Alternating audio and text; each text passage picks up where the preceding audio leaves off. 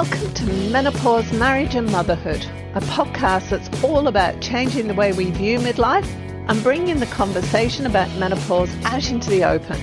Each week we share stories, experiences and inspiration. We talk to experts on how to best navigate this time of life and find out how other people have not only survived but thrived through this time. I'm your host, Karen O'Connor. Hello and welcome. I'm here today with Scarlett Vespa. She's one of Australia's top brand and small business startup experts. She's built a career from movie magic on set with Hollywood heavyweights to being one of Australia's first TV commercial directors and then starting her own digital marketing agency. She's now launched her life design coaching business, Mrs. V's Change Room, where she's helping people transition careers by building their own dream business. Welcome, Scarlett. Thank you. Lovely to be here, and thanks for having me on. So usually I say to the guests, so tell me how you ended up here. But first of all, I'm going to get you to explain to me what life design coaching business is, and then we'll go on to how did you get to where you are? How did I get to where I am? Okay, so for me, a life design coach, if you look it up for a lot of people, it's actually very much around life coaching. And I love the word design. That's why I was drawn to it, because it's a combination of my brand expertise with my transformation coaching. So I really, using those two methods allows me to kind of use my vision, my ability to create kind of the vision for someone and their life, and to bring that from all sorts of angles. I bring that in. A life design coach is someone who really is looking at a vision of a person's life. And so I look at how they're wanting to achieve their dream life. And I think that's the focus. And I do that by using my brand expertise and my transformation coaching. So it's really kind of the alchemy of those skills. How did you end up where you are now? Tell me a little bit about your background and what made you do this. Oh, wow. How long's your show? I should be really writing a book. Okay, so where do I start? The beginning is I've always been that type of person that's asked why. And I think my branding has been so great for me, because I was that little girl going, why? You must have driven my parents crazy. But that curiosity of why we're here and what our purpose is has just been part of who I am.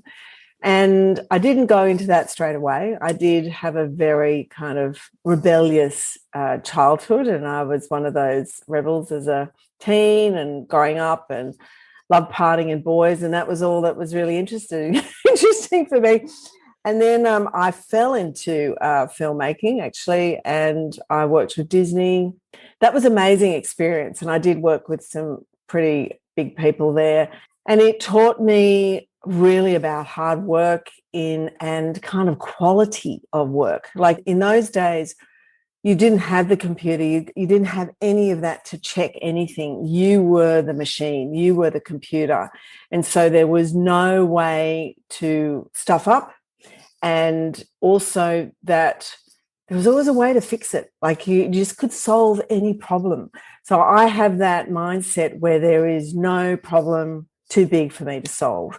And that has just been really a great tool and skill for me as a life set through till today. So after I then did the filmmaking, it was kind of a shock, because I realized that 8 years went by and blinked, and I just thought, I just don't want to have my life rushed by. Because when you're in the film industry, it's very kind of insular, and war could be going on outside and you're just not privy to it. It's very incestuous. When I was there, it was just a very strange but addictive kind of place to be. You loved everybody. When the film finished, you were just mortified. And so people keep going to the next shoot. There was a lot of affairs. There was a lot of people who would suffer depression outside of that time. So they're always going away, leaving their families and doing this kind of project.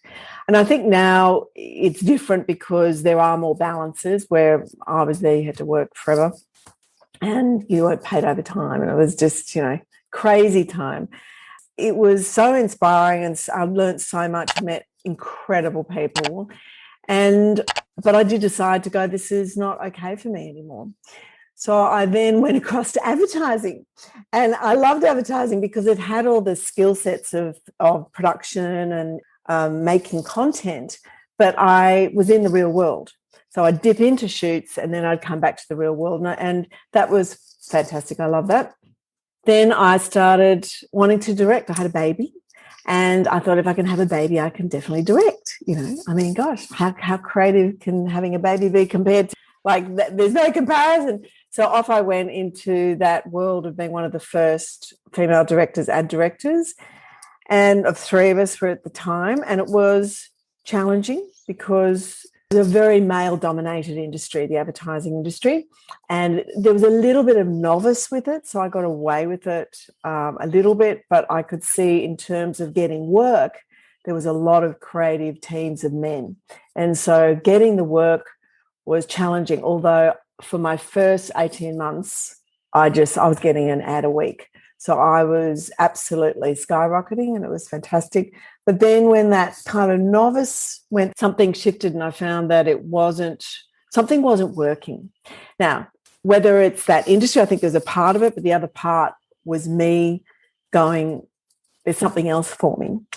I then had a divorce, and that was hard because as a single mum, how do I support myself and my child? And I was living in Canberra because I was very spiritual, and I was with a Buddhist group at the time. So all my life in that question of why has been my spiritual growth, and underlying everything I've been doing, even during filming and everything, I've always nurtured that side of myself and loved it, always kind of had to find out, why am I doing that? Now, my personal development, I did every course, I read every book, I was really nurturing and immersing myself in that world of personal growth.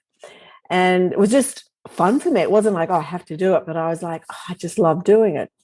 I did have a defining moment when my sister was diagnosed with cancer, and my dad was a surgeon, he's passed now, and I thought, I don't want to be like that. I don't want to have scars on my body because I have a doctor as a parent. I could feel there was something in there. I didn't quite know what it was. So I really wanted to just be the best version of me and understand everything about it. And that underpinned all my journey in my career. So when I got to the point of, I was a single mother, what do I do? It was really hard. I had to give up directing because I had to feed him and myself, and I was in Canberra. I then got poached to be head of broadcast for the bank, and for me it was giving up every part of my creativity and who I was, and it was terrible. I felt awful. I felt like I'd failed, and because I wasn't doing the directing.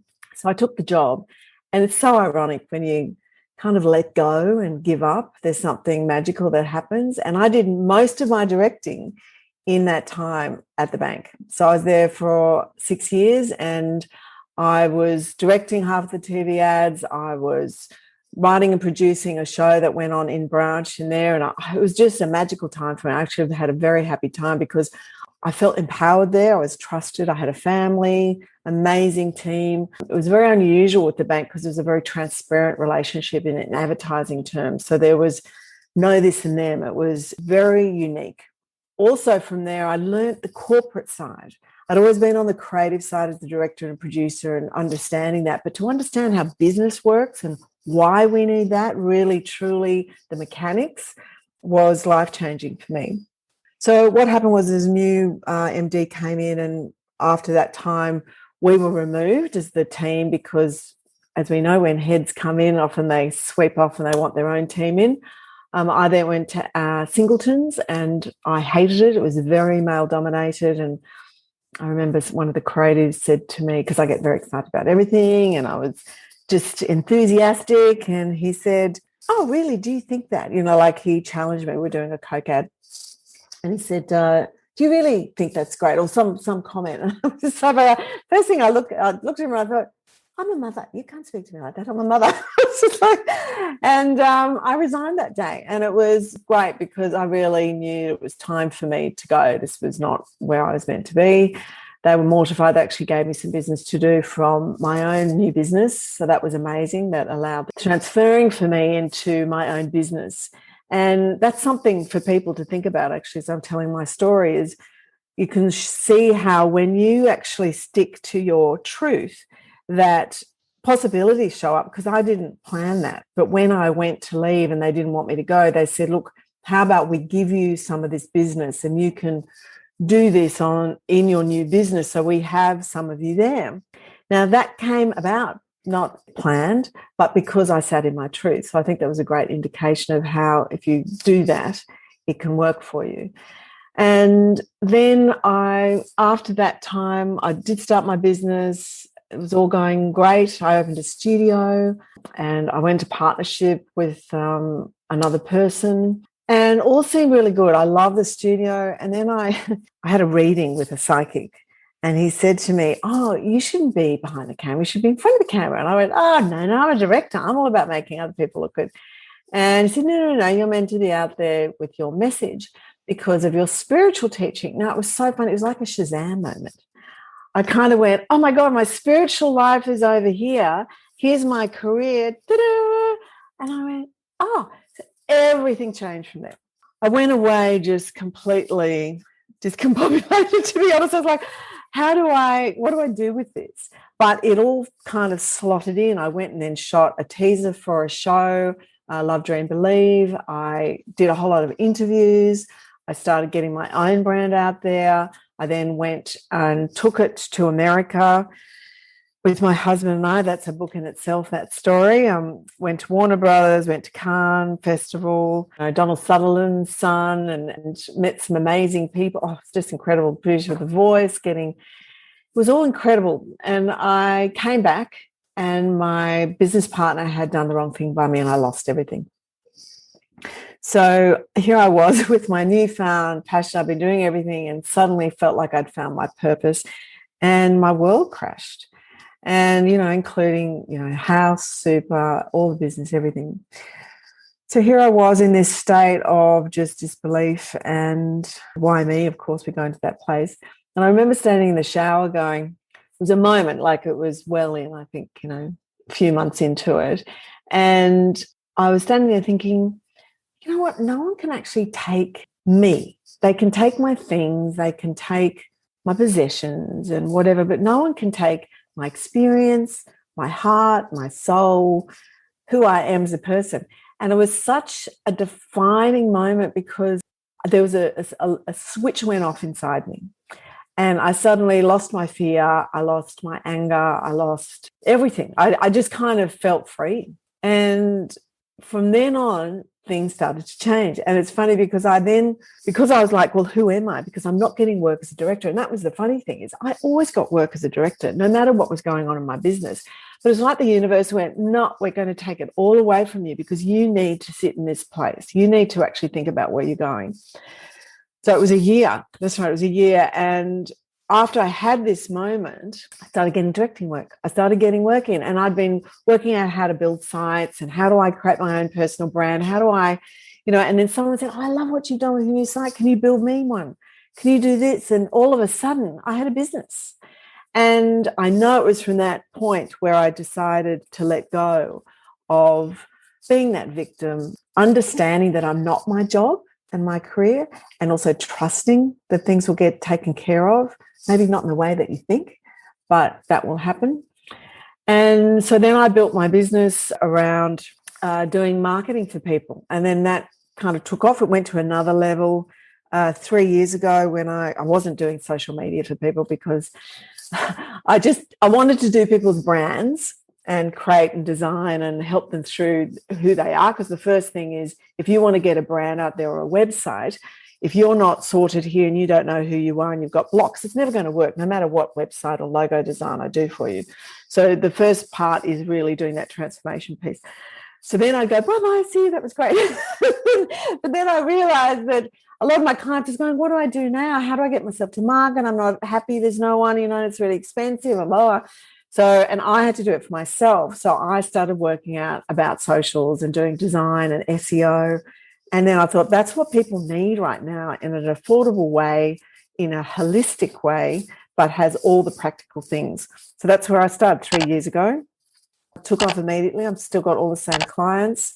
That ticks along and actually has been how I've afforded to build my new businesses. But that's been fantastic because everything I know and learn and help others with that allows me to do what I'm doing now with the new business. So then, so I basically, and then in 2016, I realised, this was the big shift into my own brand, that women over 40 don't have a voice. And I think the ageism really stepped in. So I created Mrs. V as a persona, and that came about because I actually I was looking at Vogue and I was going, where's the Mrs. Vogue? Like there's Teen Vogue, there's Miss Vogue, where's Mrs. Vogue? So I started a site called The State of Mrs. Vogue. And I actually had it trademarked and everything. And Vogue came after me. So, of course, I changed it to Mrs. V. And then rather than saying The State of Mrs. V, because it sounded like I was insane, I changed it to the style of Mrs. V. Then I started the blog, and then I did the Mrs. V shift, which was, I had 24 speakers. I had a day at the Langham. It was the most incredible experience, and just really, really brought everyone together to talk about what it means to be over 40 and how to live a life. And that was 5 years ago. It was almost like someone had explained the experience was like looking through a magazine. So you had this whole kind of sense of experiences and inspiration, but you never got bored. And it worked really well considering to have 5 panels in a day. So I did one the next year. And then I decided to really get down into my work side, get the business happening. I just couldn't do both. And I had some other family stuff going on. So I just focused on work. And then I was thinking, I do want to do an online business where I want to offer a membership. I want to do a coach directory so I can really feel. So I've been working on that for 5 years. And literally they're both launching now, Mrs. V Change Room and the coach directory. So explain to me what you do in Mrs. V's Change Room. Okay, Mrs. V Change Room is basically, it's a holistic way to help people start a business. It's really 101. A lot of people come at that stage, you're an at-home mum, or like, how do I get my own thing? I've lost my job. I don't want to go back. I want to start a new career and have my own business. And so in there I've got at the moment 8 courses, and they're all about starting a business. So we've got, how do you firstly find your life purpose? Like, what's the business that you're going to start? And I've got an amazing course in there, which I've done with Nancy Valentine-Smith, who's an incredible ancient wisdom facilitator healer. Incredible. So she does a full kind of healing clearing, and it's 3 parts, and then a kind of a healing around the lack of self-value a lot of people have to step out on your own, because it's fine to advertise and help someone else's business, but when it's your own business, it becomes about you, and then all your stuff comes up. So she helps on that, and then at the end there's an activation. So we've got that course. I've got, how to do marketing media, how do you build a website, how do you do your socials, everything's in there. And then what I've got is group coaching as well. So you do the course and then I can answer any questions. I also do my own one-on-one coaching if people want to be coached with me. And I've got my own service as well in terms of doing it for people. But the main thing about Change Room is helping people start their business, their dream business.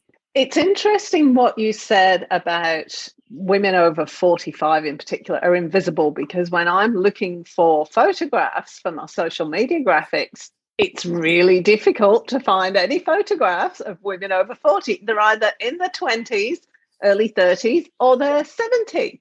But there's a big gap in the middle. That was the big thing that I noticed with socials as well. I was going, wait, like those freebies from Pexels and OnSplash, I was going, where's all the kind of good-looking women in that age group? It has changed in the last 6 months. I noticed there's been more, but it's still not enough. It's still, I think, appalling. And how did you go on? Because this being a woman in, not just in a male-dominated area, the woman that's sort of pushing the edge out, you've done that basically your whole life, haven't you, from the sound of it? From everything that you've done, you've gone, oh, hang on, this doesn't work. Not enough women here. Let's get moving. What's the cause of that? What do you think? Apart from the teenage rebels still. I know, it was funny. I know, it's still alive and kicking. And in fact, I just did, have I done it yet? Well, I'm just about to do a video post on freedom. That's probably my highest value for me personally, is freedom. And I think even me being triggered around vaccine mandates has really triggered that, because whether the vaccine's wrong or right for you, freedom is such a fundamental right that we have in a society, and that's scary. And I think, right now, for people who do want to kind of push for change and help, it's very hard because you feel like you're literally boxed. And so I was just going to talk about how to kind of move through that part at the moment. And I think if I look back at my own life, my freedom has been shown by my desire to have my own businesses and to do it my way. And that has enabled me to be fully responsible. I'm responsible for myself because I know when I'm fully responsible, I am fully empowered.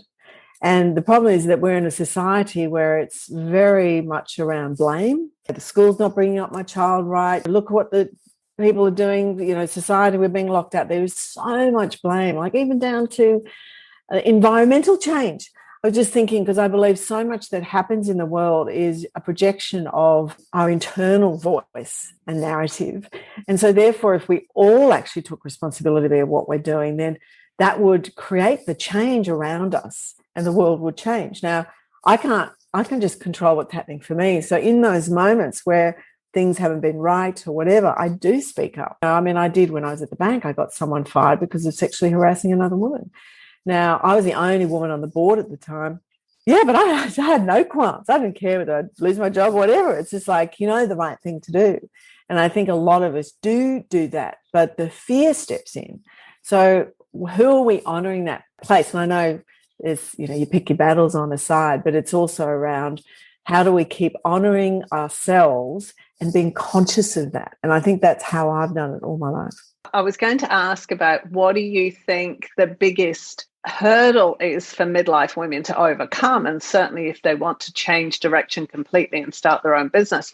But it also kind of ties in with what you were just saying then, because that issue about self-belief and valuing yourself as well. Me as a stay-at-home mum, and I'm going to talk from my perspective now. Sure. I know a lot of my listeners haven't had children. I did. I had 4 and I was a stay-at-home mum. So when the last one was starting to get to an age where she's not going to need me with staring me in the face, I didn't know what to do with myself. I'd been a full-time mum for 20 years at this point. What do I do? I'm just mum. And if I'm not mum, then who am I? And a lot of women go through that. Is that what you're finding? Or what is the biggest hurdle? So I was just tying everything in and went rambling off. That's good. That's good. I totally got it. Look, it's funny. There's 2 types, I think. If you've been a stay-at-home mum all your life, it is a very big jump to go from, what do I do now? I perhaps did something early on before I got married and things have changed, and it just feels too big a jump to kind of start somewhere. And I guess I say to that woman is that, of course, it's never too late. And it's part of the journey. Like right now, you're in an amazing time to step into any skill set you want to do. I mean, there's so much available. You have so much choice. So then you go, well, I don't know what I want to do. And that's part of the process. Like, enjoy that part rather than putting an angst around it. Like going, okay, my purpose is finding what I love. Let me explore that. Asking yourself, show me, or asking you to show me what I'm meant to be doing. And it'll start showing up. And you'll start going, oh, I actually do like that. Like even my mother at 92, she's been always a stay-at-home mum. She did a little bit of interior decoration. She said to me, what, I'm going to write a book. She said, I've always wanted to write a book. So she's writing a book. And I went, I love it. She's got her own Instagram. She's classic. And but that's what it means. It's taken at whatever point you'll go, actually, I want to try this. And rather than putting the expectations around what those results are, because ultimately no one knows what the end is going to be. And I never focus on goals. I focus on intention, because goals can actually create a disconnect, because if you don't get that, then you're a failure. And also, what's the best thing for you? Your soul life knows what that is. So if you start from a place of, I want to find a relationship that I feel loved and seen, and I can express myself, and, that we enjoy the same things, rather than going, I want that guy, you see, or I want that job. That's the perfect job for me. come back and say, I want a job that pays me this amount of money. I want a job where I feel valued at work. So keeping the intention means that it may move the chess pieces, but you can't see them all. So in terms of mum going, okay, asking the question and going, what do I do now is the first step. And what I want to do, that's the next step. It's like, okay. And I think what gets in the way for people is some people, and I think a lot of people are facing divorces, and they're going, well, I have to now earn some money. What does that look like? And then what happens is the fear comes in, and rightly so, of going, I've got the pressure. How do I can't afford this lovely space. I've got to explore here. But I do want you to take on a little bit of the exploring and going, okay, there's many opportunities.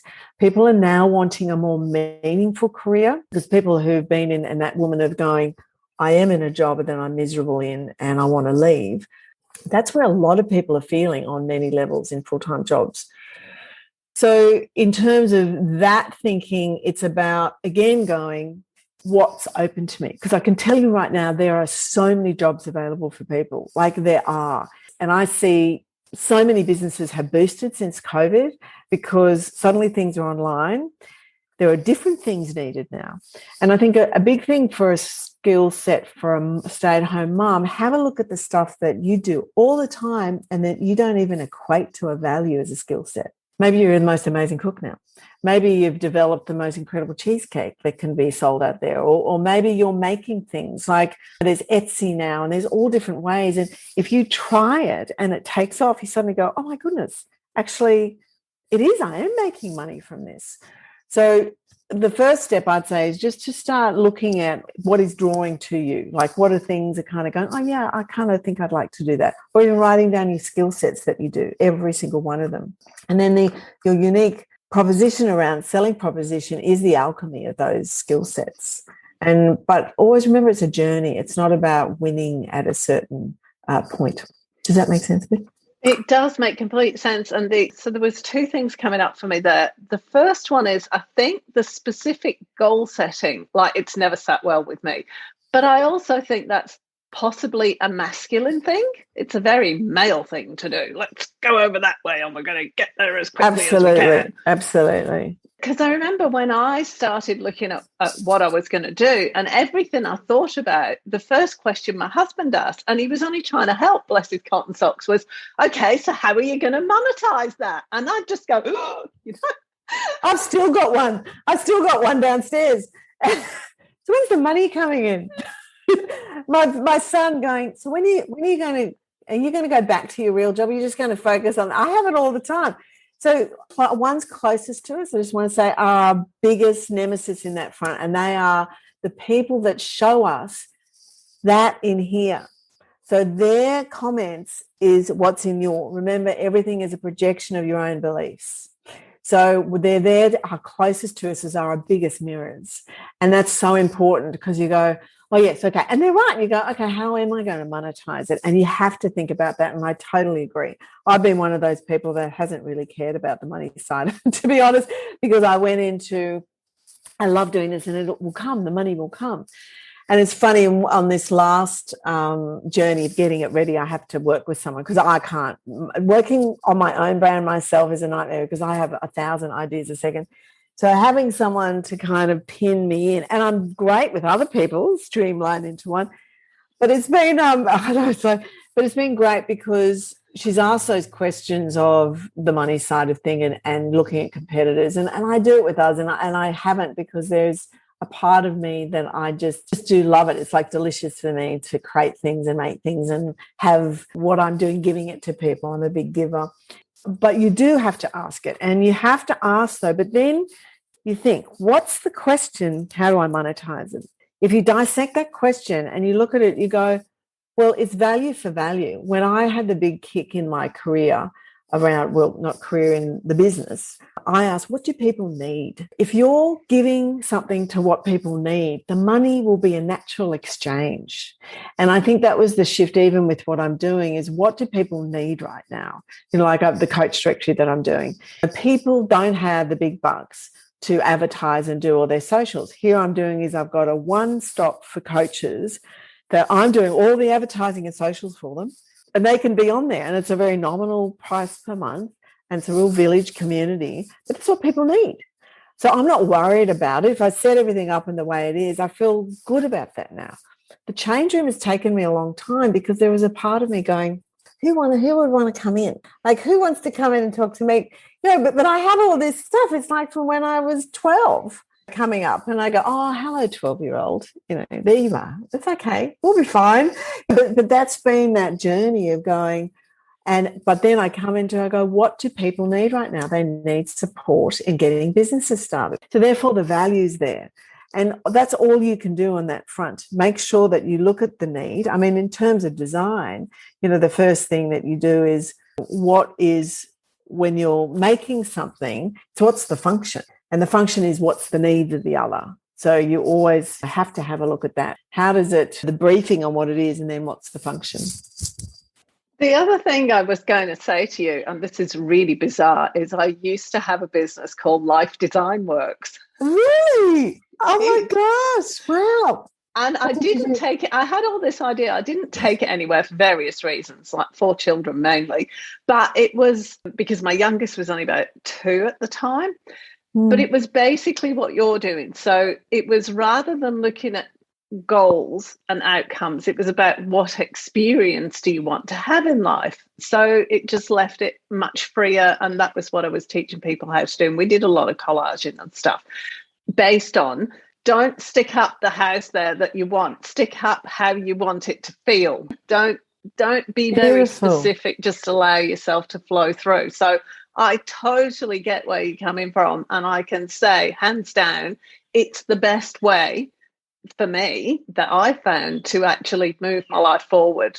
Just going through what you want to experience and what you want to feel. Although I did say, there is a caveat on that. I did say I wanted excitement in my life, and I got so much excitement, I have never put that one on there again. So there you go. And I think I love that you did that, because you get it. People, I remember, who told me? The yoga teacher that I used to see a lot had said, he did some great lines, and one of them was, change happens in your yoga poses between the poses, between the breath. And I equate that to every part in life. Life happens between the destinations, between where we think we're going. It is in the presence, and that is just being present, but really understanding what that is. It's like right now, yes, I have my dreams of my intentions of what I want and whatever, but every moment to me, like I'm in the shower, and it's the happiest time of my day is in the shower, because I just love having a shower, and I'm so grateful for the hot water. My little dog is sitting there, and she's waiting for me to get out. I'm thinking, this is a really happy time right now. And even though we have those things of I want that, I want whatever, is you have to really stick in those gratitude times. And I think because when I went through that of losing everything, I had to find moments of changing my frequency and shifting my perspective. And I think that really led to that moment in the shower where I realized the truth about who I was. And so I think if we take away a little bit of the how in what we're doing and just focus on the feeling of and the intention of what we want, then things will start showing up, because it's all frequency at the moment. And at the moment, the energy is very fast. It's very different at the moment. There's big changes happening.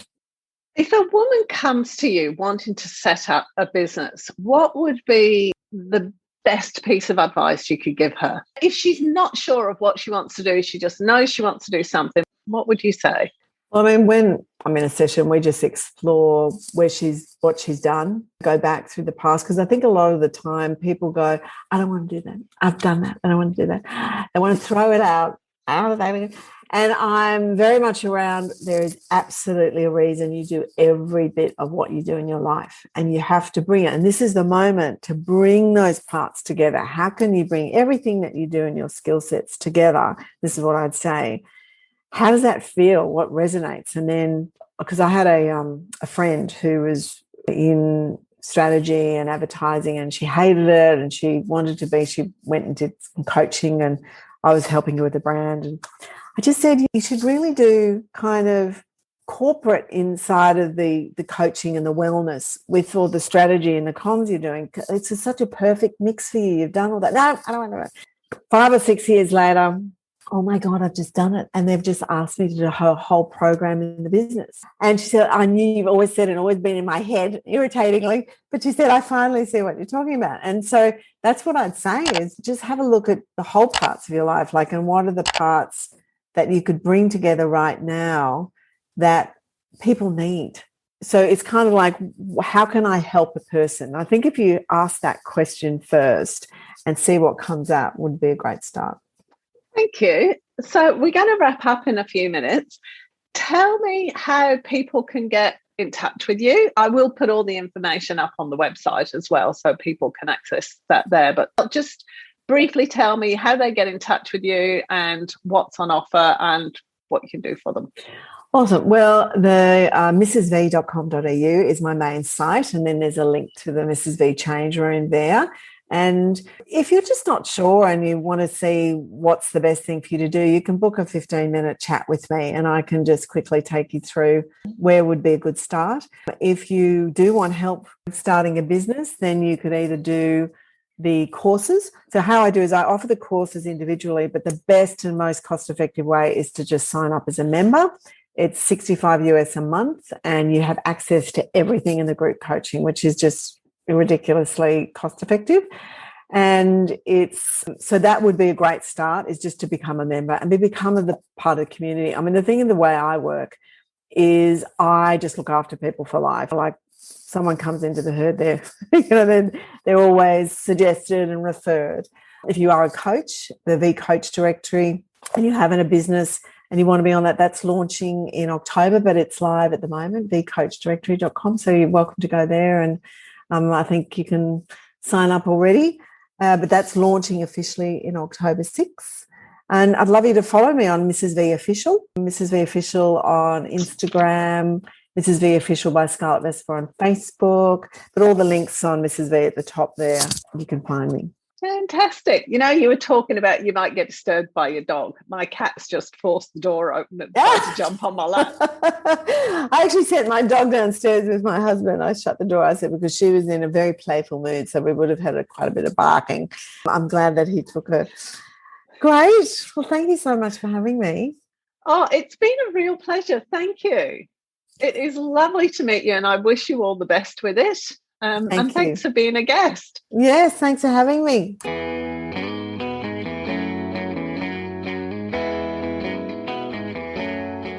Thanks for joining us this week on Menopause, Marriage and Motherhood. Make sure you subscribe to the show on your favourite player, and while you're at it, we'd love you to leave us a rating on iTunes, or if you'd simply tell a friend about the show, that would be amazing too. Be sure to tune in next week for the next episode, and remember, if you're busy thinking about what you can't have, how on earth are you going to enjoy what you can have? See you next week.